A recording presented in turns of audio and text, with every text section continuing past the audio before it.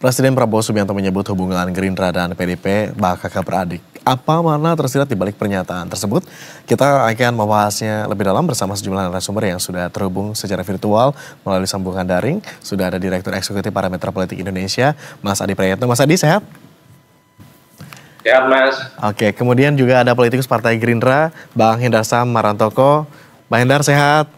Lalu, Alhamdulillah sehat. Oke, ada juga juru bicara PDIP, Mas Aryo Seno, Bagaskoro. Mas Seno, sehat? Agung di sini ya. Sehat, alhamdulillah. Bapak, terima kasih sudah berkenan bergabung bersama kami di Berita Satu Utama dalam diskusi kita malam ini. Langsung saja saya mau ke Mas Adi terlebih dulu. Mas Adi, menurut Anda, apakah pernyataan Pak Presiden Prabowo ini bisa kita artikan sebagai katakanlah sinyal kolaborasi begitu antara Gerindra dan PDIP yang semakin menguat begitu, atau mungkin lebih jauh lagi nih bisa menjadi sinyal politik di 2029? Ya, saya kira memang ada dua hal yang bisa ditafsirkan ya. Pertama, ini kan menunjukkan betapa hubungan baik antara Gerindra dengan PDIP yang saya kira tidak bisa dibatasi oleh pertarungan-pertarungan politik yang selama ini memang terjadi antara Gerindra dengan PDIP. Wajar kalau kemudian pernyataan Pak Prabowo bahwa Gerindra dan PDIP itu kakak beradik sebagai bentuk bagaimana bentuk hubungan kedua partai ini memang sedang baik-baik saja. Tapi yang kedua, Mas, ada footnote-nya yang belum selesai. Jadi karena iklim demokrasi itu seperti yang terjadi di Barat dan dalam banyak hal Indonesia juga mengadopsi sistem demokrasi, maka memang harus ada yang berada di luar kekuasaan. Jadi secara faktual, sekalipun PDIP dengan Gerindra itu seperti kakak adik, tapi per hari ini PDIP itu ada di luar kekuasaan, tentu saja tugasnya adalah untuk memberikan kontrol, check and balances, untuk membuat bagaimana demokrasi itu terus berkembang dan terus sehat. Karena secara prinsip sebuah pemerintahan memang harus dikontrol. Pemerintah itu memang cenderung membuat keputusan-keputusan yang tidak terlampau pro dengan rakyat, karenanya butuh partai-partai yang memang tidak harus selalu sama posisinya dengan pemerintah. Tujuannya adalah untuk mengingatkan bahwa jika ada sesuatu kebijakan-kebijakan politik pemerintah yang tidak pro rakyat, menimbulkan kontroversi, menimbulkan kegaduhan, maka partai-partai yang juga ingin berkompetisi, tugasnya adalah memberikan bagaimana supaya pemerintah itu kembali ke jalan yang benar, sehingga keputusan yang dibuat itu harus sesuai dengan yang ada. Bagi saya, pernyataan Pak Presiden ini adalah statement yang cukup bersayap. Satu sisi, Gerindra dan PDIP cukup bersahabat, cukup hangat, dan sangat mungkin ini juga menjadi semacam batu bata kekuatan yang akan membuat partai ini bisa membangun kerjasama konstruktif di masa-masa yang akan datang. Tapi pada saat yang bersamaan, bahwa memang PDIP hari ini yang tidak berada menjadi bagian dari koalisi pemerintah, ya tentu tugas utamanya adalah harus menjadi kontrol, memberikan feedback dan masukan yang konstruktif. Itu Mas Agung. Oke, tapi ini bukan basa-basi politik doang dong ya? Bukan karena kebetulan nyapa doang di acara peluncuran kemarin gitu kan? Ya kalau mau jujur sebenarnya Prabowo itu kan dalam setiap event selalu memberikan pujian dan menurut saya membuat happy siapapun yang mendengar. Bahkan sebelumnya di PSI misalnya Pak Prabowo itu kan memuji bagaimana logo gajah itu kan juga adalah hewan yang disukai oleh Pak Prabowo. Begitupun misalnya di depan Mbak Puan ada Bambang Pacul dan elit-elit PDIP dalam launching Koperasi Desa Merah Putih, itu adalah sebagai bentuk bagaimana komunikasi publik Prabowo Subianto yang ingin ditunjukkan kepada semua partai politik adalah komunikasi politik yang cair, komunikasi politik yang guyup, dan Pak Prabowo ingin menunjukkan bahwa sekat-sekat politik antar partai itu tidak pernah terjadi, dan persaingan itu hanya muncul jelang Pilpres, tapi setelah itu saling guyup dan saling bekerja sama. Inilah yang memang menjadi ciri khas dalam politik kita sejak lama, adalah politik kebersamaan dan politik gotong royong. Saya kira sebenarnya di situ Mas konteks. Oke, tetapi kami media wartawan, Mas Adi, kita melihatnya juga dari luar lingkar. Kita konfirmasi aja langsung ke lingkar dalamnya ya. Ada Bang Hendarsam dari Gerindra dan juga Mas Seno dari PDIP. Bang Hendarsam dulu deh. Bang Hendarsam, gimana Anda mengelaborasi pernyataan ini? Ya, memang ada beberapa pendekatan yang bisa kita lihat dari apa yang dikatakan oleh Pak Prabowo tersebut ya. Pendekatan pertama tentunya pendekatan kenapa PDIP dan Gerindra itu yang dikatakan oleh Pak Prabowo adalah kakak adik. bahwa pendekatan yang pertama itu ada persamaan ideologis di situ. Bahwa satu ya, PDIP dan Gerindra ini ada partai nasionalisme. Sama-sama mengusung nasionalisme sebagai dasar ideologinya. Kemudian ya kan, menekankan kedaulatan negara ya, kemudian kemandirian dalam bidang ekonomi dan keutuhan NKRI. Habis itu yang ketiga ini yang ciri khas jelas itu menolak dominasi asing secara berlebihan. Itu ya, itu Pak Prabowo ya dan Bung Karno itu sama terkait dengan hal tersebut. Jadi ini yang artinya saya selaku kader Gerindra, makanya ini Mas Eno, nggak rela kalau PDIP itu mengklaim Soekarno adalah Pak Bung Karno adalah milik PDIP, itu milik Gerindra juga gitu loh. Karena banyak sekali kesamaan ideologi begitu. Gagasan-gagasan beliau. Jadi saya bisa katakan bahwa Gerindra ini adalah partai yang berbasis nasionalisme yang diambil dari ruh Bung Karno dan berbasis ekonomi yang diambil dari Prof. Sumitro. Ini gabungan di antara keduanya. Nah, oleh karena itu yang pertama. Variabel keduanya bahwa memang saya seringkali menyatakan bahwa secara personal dari kedua ketua umum Pak Prabowo dan Bu Mega, beliau ini adalah memang kakak adik dalam politik. Nah, gitu. Nah, dua hal tersebut saya rasa yang membuat Pak Prabowo menyatakan hal tersebut. Nah, terlepas daripada perbedaan posisi saja, tapi dalam sisi gagasan dan program-program pemerintah, ya kan, tentunya yang pro rakyat, pertama rakyat kecil yang selalu yang dijadikan jargon oleh PDIP wong cilik, ini sekarang diusung oleh Gerindra. Wong ciliknya PDIP ini dihidupkan oleh Gerindra dalam program-programnya, dalam program koperasi. Oke. Menarik tadi apa yang disampaikan Bang Hendarsam begitu ya, kalau ternyata Bung Karno bukan cuma hal inilah yang menjadi penyatu ya kan, sehingga oleh karena itu Pak Prabowo mengambil tagline PDIP dan Gerindra adalah Oke, Bang Hendarsam, tampaknya kami mengalami kendala koneksi. Saya mau langsung ke Mas Eno saja kalau begitu. Tadi Bang Hendarsam sempat menyampaikan nih soal Bung Karno bukan cuma milik PDIP, tapi Gerindra juga memiliki Bung Karno karena nilai-nilainya tampaknya sama gitu ya. Ada kesamaan ideologis, kesamaan nilai-nilai diri di dalam Bung Karno juga dengan Gerindra. Tidak hanya berarti punya PDIP, itu juga mungkin yang menyebabkan ini kakak beradik. Karena ayahnya sama berarti gitu kan. Mas Eno sendiri melihatnya gimana nih kalau tadi Bang Hendarsam menyampaikan bahwa ini ada kesamaan ideologis. Kalau PDIP sendiri melihatnya ini betul-betul karena ada kesamaan ideologis saja atau ada dalam tanda quote and quote dalam tanda petik kepentingan tertentu? Ya, terima kasih Mas. Nuwun sewu Pak Hendarsam. Tapi sebetulnya justru kami di PDI Perjuangan ini berharap bahwa Bung Karno dengan segala nilai-nilai yang beliau ajarkan itu bisa menjadi seluruh milik masyarakat Indonesia. Justru dari awal PDI Perjuangan tidak pernah merasa ingin untuk mengkooptasi, mengklaim atau menganggap Bung Karno hanya milik PDI Perjuangan saja.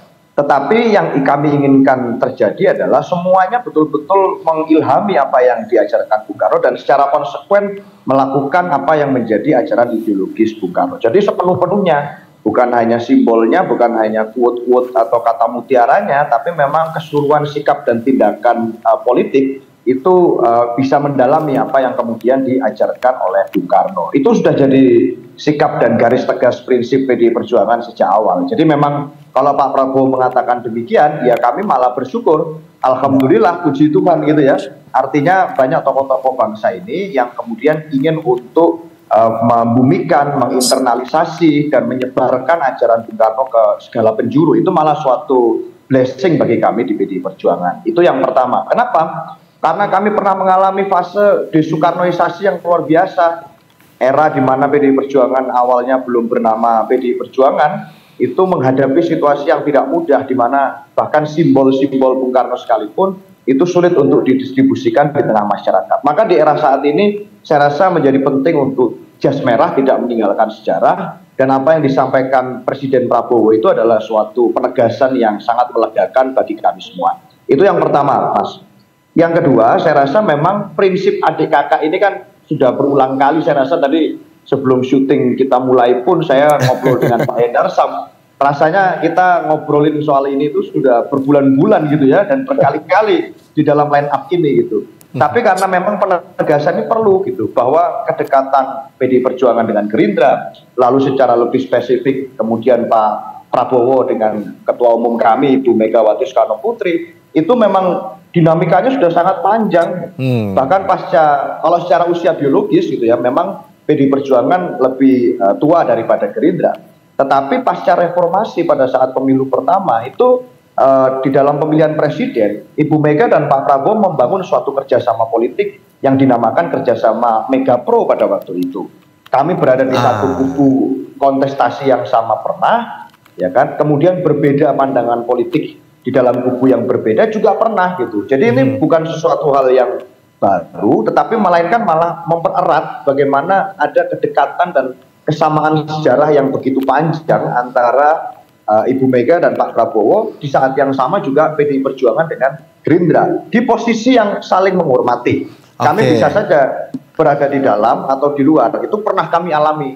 Saya rasa Gerindra juga pernah mengalami di luar pemerintahan. Oleh karena itu sangat memahami bagaimana aturan main demokrasi ini memang harus dijaga dengan check and balance. Jadi itu suatu hal yang baik, dan ini selaras dengan apa yang kami sampaikan sejak pasca pelantikan Presiden Prabowo dan pasca rakernas partai, bahwa sampai saat ini meskipun kami berposisi tidak di dalam pemerintah, tetapi itu tidak ada urusannya dengan soal dukung atau tidak mendukung. Kami tetap mendukung pemerintahan Presiden Prabowo agar bisa menjalankan visinya. Saya rasa itu, Mas Seno. Tapi dalam konteks ini, yang kali ini begitu ketika disebutkan PDIP dan Gerindra adik kakak, ini PDIP ada rasa-rasa digandeng juga kah gitu isyaratnya? Gimana? Ya itu, saya rasa kan Pak Prabowo ini punya apa ya, karakter politik yang ingin merangkul dan menggandeng semua kekuatan yang ada di dalam bangsa Indonesia ini. Itu sudah menjadi karakter kepemimpinan beliau sejak awal yang kita bisa cermati. Maka tidak heran kalau kemudian di dalam konteks PDI Perjuangan juga seperti itu. Apalagi berbekal modal kedekatan yang sangat panjang itu. Tetapi tentunya saya rasa dengan kalau kita melihat keseluruhan gitu ya, ya namanya adik kakak itu kan bisa saja Mas saling mengingatkan, tidak harus berada di dalam satu perahu yang sama. Dan itu Pak Prabowo sangat sadar betul bahwa itu suatu hal yang diperlukan di dalam demokrasi modern. Kalau kami di PDI Perjuangan, izin kami sampaikan bahwa sebetulnya malah yang kami anut bukan demokrasi barat seperti yang disampaikan Pak Prabowo tadi. Justru kalau demokrasi barat itu saya rasa ada konsep koalisi dan konsep oposisi. Nah, di dalam PDI Perjuangan kami sering mengatakan bahwa nggak ada itu di dalam demokrasi Pancasila yang menganut asas presidensialisme. Nggak ada namanya koalisi, nggak ada namanya oposisi. Yang ada adalah di dalam atau di luar pemerintah. Yang tugasnya menjaga check and balance adalah legislatif. Semua parpol malah mestinya gitu yang untuk menjaga mekanisme itu. Nah, kami sering menegaskan itu. Justru kami tidak ingin agar demokrasi barat yang sangat liberal itu kemudian terjadi di Indonesia. Kalau kami sih itu. Oke. Berikutnya saya pengen ke Mas Adi Praetno, tapi tampaknya Bang Hendar Sam harus silam ya. Bang Hendar Sam, mungkin terakhir dulu ke Bang Hendar Sam. Publik termasuk tadi juga Mas Seno sempat mention gitu ya. Ini masih ingat gimana Gerindra dan PDIP saling berhadapan dalam 2 pemilu terakhir. Tetapi kali ini apa yang membuat Gerindra merasa PDIP ini saudara? Bang Hendar Sam, apakah jangan-jangan ada sinyal pertemuan secara fisika nanti? Kira-kira akan ada sinyal pertemuan kah setelah ini?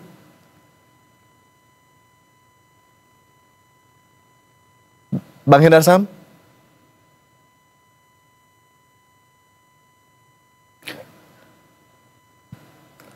Oke, tampaknya Bang Hendar Sam juga mengalami kendala gangguan koneksi. Saya coba ke Mas Adi terlebih dulu deh kalau gitu. Mas Adi, di balik pernyataan ini begitu ya, apakah ada sinyal begitu ya dari pengamatan Anda soal Prabowo ini lagi atau tengah berupaya menggalang stabilitas dan dukungan politik, termasuk juga mungkin dari oposisi? Karena kita tahu ya PDIP juga kan sekarang lagi ada di luar lingkaran pemerintahan. Ya, kalau mau jujur sebenarnya pernyataan Pak Prabowo ketika bilang Gerindra dan PDIP itu kakak adik, ya tentu ini menunjukkan bahwa sebenarnya tidak ada musuh dan kawan yang abadi dalam politik. Hari ini teman, besok bisa jadi lawan, dan hari ini lawan, besok menjadi teman.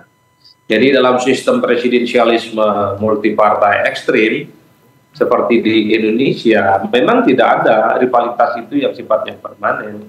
Dulu kan kita tahu bagaimana Megawati dan Prabowo saling bekerja sama maju dalam Pilpres 2029, 2014, 2019, Megawati dan Prabowo saling berhadapan-hadapan karena partainya punya jagoan yang beda-beda.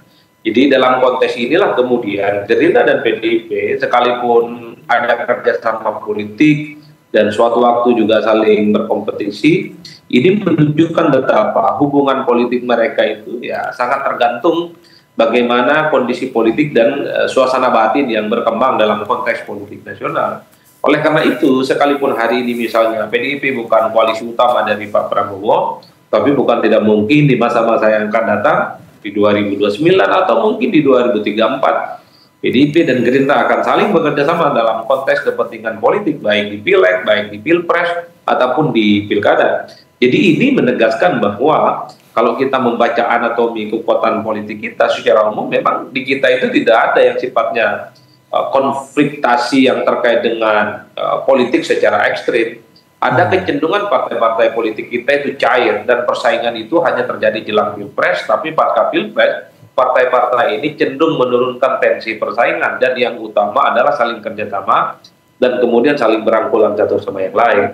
Itu yang saya maknai. Jadi sekalipun misalnya hari ini PDIP berada di luar kekuasaan, satu-satunya politik yang tidak masuk dalam barisannya Pak Prabowo Subianto, kalau jujur sebenarnya, secara praktik politik, secara prinsip politik, PDIP dalam banyak hal sudah memberikan dukungan politik secara total kepada seluruh kebijakan politik yang dibuat oleh Pak Prabowo sebagai Presiden Republik Indonesia. Kita bisa cek mulai dari program. Misalnya apa, Mas Adi? Misalnya soal program makan bergizi gratis, revisi Undang-Undang TNI, kemudian launching Koperasi Desa Merah Putih, kemudian kenaikan PPN 12%, dan kita tidak pernah mendengar bagaimana ada sikap politik PDIP itu yang berseberangan dengan pemerintahan Pak Prabowo. Oleh karena itu, saya selalu mengatakan PDIP ini kan bajunya saja merah, dalamannya itu adalah isinya bagaimana mendukung sejak pemerintahannya Pak Prabowo. Karena biasanya kan oposisi cenderung kritisi gitu, tonnya begitu ya. Tapi yang sekarang justru tampaknya selalu mendukung gitu ya. Itu sebabnya Anda, Mas Adi, menyebutkan PDIP sebenarnya sudah mendukung segala kebijakan atau wacana yang ditelurkan oleh pemerintah gitu. Ya saya kira begitu dalam prakteknya. Kita bisa cek satu-satu kebijakan-kebijakan yang dibuat oleh pemerintah, sekalipun itu menimbulkan kontroversi, sekalipun menimbulkan sejumlah protes dari kalangan masyarakat, PDIP juga berada di barisan politik pemerintah, mendukung dan memberikan support secara total terkait dengan kebijakan-kebijakan politiknya Pak Prabowo Subianto. Jadi saya kira itu esensinya. Oke, ini ada Mas Seno ini mumpung kebetulan. Mas Seno mungkin bisa dikonfirmasi. Ini biasanya oposisi kan cenderung tonnya ya menolak atau mungkin mengkritisi. Tapi ternyata selama di posisinya oposisi selalu fully supported gitu loh ke pemerintahan. Bener nggak ini? Ya. Jadi kalau prinsipnya oposisi memang harus asal carok itu, Mas, menurut kami. Karena apapun yang buruk atau baik itu sikat. Itu setidaknya praktek demokrasi barat yang kita pelajari seperti itu. Tapi kan kami memang tidak menganut prinsip itu, sehingga kami menganut prinsip di luar pemerintahan, prinsipnya presidensialisme, multi partai yes, tetapi dalam konteks kalau baik kita dukung, kalau buruk ya tentu saja kita harus kritisi teknisnya. Kadang-kadang presiden mengatakan A, pada saat diturunkan dalam bentuk policy bisa berbeda dengan apa yang diinginkan presiden.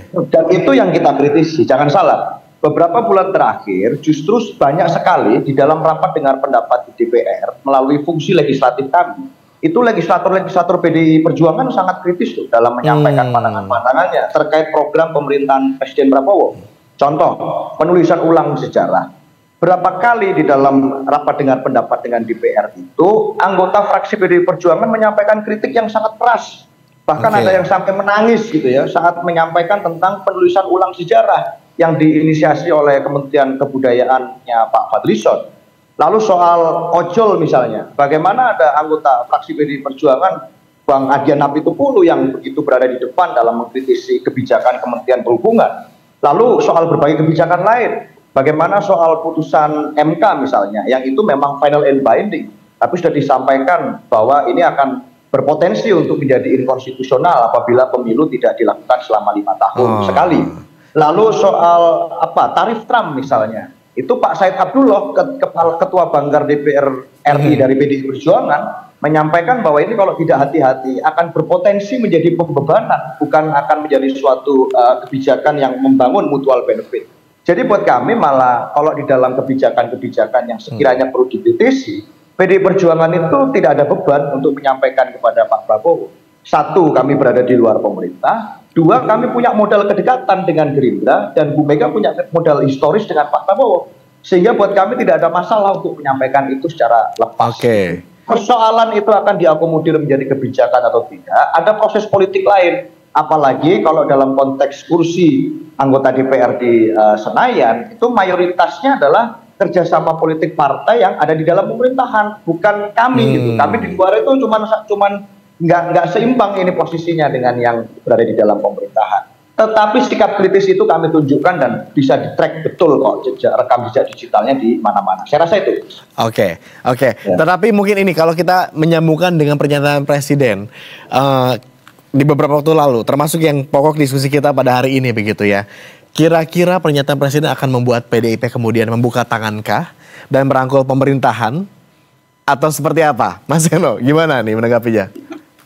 Ya sebenarnya rangkul-rangkulan terus ngapain juga kan. Kita kan juga bingung juga gitu kan. Terus apa gitu nextnya. Yang penting itu kan kebijakan-kebijakannya pro rakyat sesuai dengan apa yang dijanjikan oleh Pak Prabowo waktu mencalonkan diri. Itu aja kepentingan kami. Kepentingan kami kembali kepada bagaimana manfaat dan program yang disusun oleh kabinetnya Pak Prabowo itu bisa bermanfaat untuk rakyat. Nah, kalau kemudian ada suatu kerjasama atau kemudian ada suatu percakapan yang berujung pada negosiasi, tapi kalau ujung-ujungnya tidak untuk rakyat ya nggak ada gunanya juga, karena itu yang menyatukan Mas Eno, Perjuangan dengan Gerindra secara ideologis itu Mas. Tapi gimana Mas Eno kalau gitu menjaga relasi kakak adik ini tanpa melemahkan posisi PDIP sebagai oposisi? Namanya kakak adik itu kan kalau beda pendapat kadang juga biasa gitu ya. Dan di dalam politik itu kan kalau dikatakan nggak ada kawan dan lawan yang abadi itu betul. Tapi kalau relasinya kakak adik itu kan artinya sudah dimaknai sebagai keluarga. Keluarga itu bertengkar boleh-boleh saja. Ini bukan level kawan atau lawan lagi, levelnya keluarga.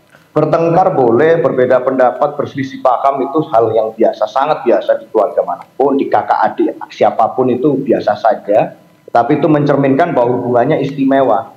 Mau ada di dalam pemerintah, mau ada di luar pemerintah, hubungannya adalah hubungan yang istimewa antara PDI Perjuangan dan Gerindra. Jadi saya yakin nanti keputusan resmi PDI Perjuangan untuk masuk atau di dalam atau di luar pemerintah itu kan baru dilembagakan di Kongres Mas, yang harusnya tahun ini dilakukan.